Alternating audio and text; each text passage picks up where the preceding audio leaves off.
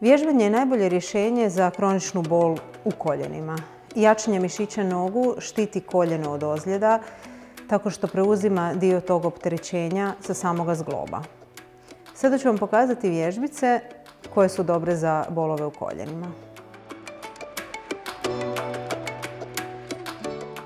Lezite na leđa i savite desnu nogu u koljenu tako da je desno stopalo položeno na tlo. Lijeva noga treba biti ravno ispružena, a mišići zategnuti. Odignite ju od poda do visine desnog koljena. Zadržite 5 do 10 sekundi, a zatim ponovite vježbu sa suprotnom nogom. Ponovite ovu vježbu 5 do 10 puta.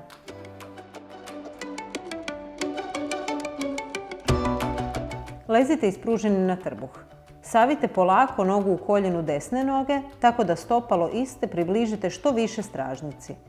Zadržite nogu u tom položaju nekoliko sekundi, a sad ju polako vratite u početni položaj. Ponovite sa lijevom nogom. Ponovite ovu vježbu 5 do 10 puta.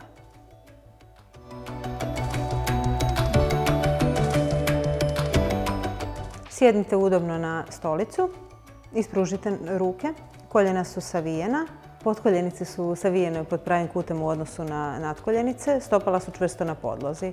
Odižite jednu nogu prema gore, potkoljenice, zategnite stopala, zadržite nekoliko sekundi, pa možete probati sa drugom nogom. Ponovite ovu vježbu 5 do 10 puta.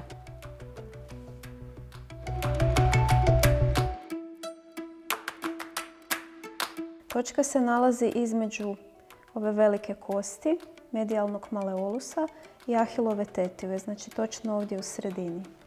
Preporuča se ljudima kojima je stalno hladno. Možete ju kružno masirati ili štipkati.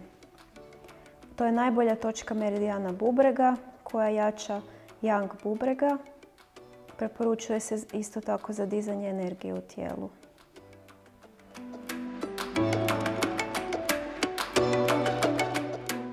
Nalazi se 2 prsta iznad točke kidney 3. To je tonifikacijska točka kojom jačamo energiju bubrega. Dobra točka za ljude koji pate od astme. Možete ju isto tako kružno masirati ili samo pritisnuti. I ponovite ponovno nakon par sekundi. Pritisak i kružna masaža. Zapamtite, bol u koljenu nije normalna ako se pojavi i može biti znak oštećenja nekih od struktura unutar samog zgloba.